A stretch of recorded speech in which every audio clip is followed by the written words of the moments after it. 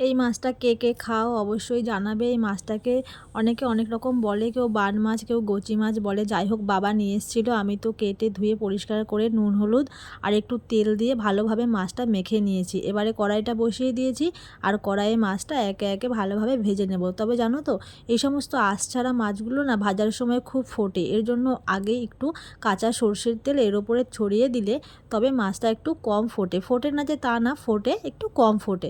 তো আমি মাছগুলোকে একে একে দিয়ে দিয়েছি আর মাছগুলো একটু বড় বড় করে কেটে নিয়েছি, কারণ মাছগুলো ভাজার পরে না একটু ছোট হয়ে যায় এর জন্য।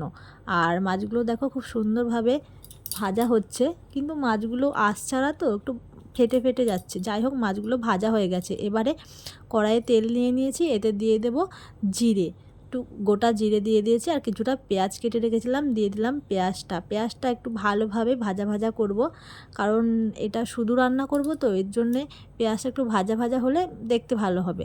আর এবারে কিছুটা মশলা করে রেখেছিলাম, যেমন টমেটো, আদা আর অল্প রসুন, এই পেস্টটা আমি দিয়ে দিয়েছি। আর ছিল দু একটা কাঁচা লঙ্কা।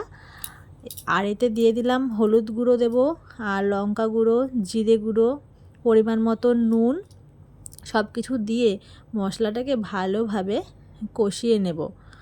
দেখো সব কিছু তো দিয়ে দিয়েছি, এবার মশলাটাকে চলো ভালোভাবে কষিয়ে নিই।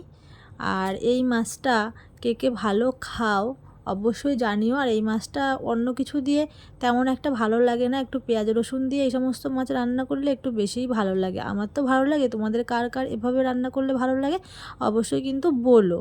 তো দেখো মশলাটা কষানো হয়ে গেছে, এবারে আমি এতে জল দিয়ে দেবো। আর জলটা ফুটবে যখন, তখন আমি একটু চিনি ছড়িয়ে দেবো। একটু সামান্য চিনি দিলে তরকারির কালারটা ভালো আসে, তবে চিনিটা খাওয়া ভালো না, কিন্তু ওই হয় না, অনেক কিছুই জানি তবু আর মানা হয় না। যাই হোক, এর জন্য একটু চিনি ছড়িয়ে দিয়েছি কালারের জন্য।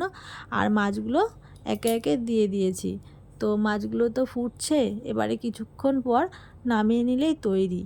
তো দেখো খুব সহজেই রান্নাটা হয়ে গেছে, তোমরা কিন্তু বাড়িতে এভাবে রান্না করে দেখতে পারো। এই মাছটা কিন্তু খেতে দারুণ টেস্টি। কেমন লাগলো অবশ্যই কিন্তু জানাবে।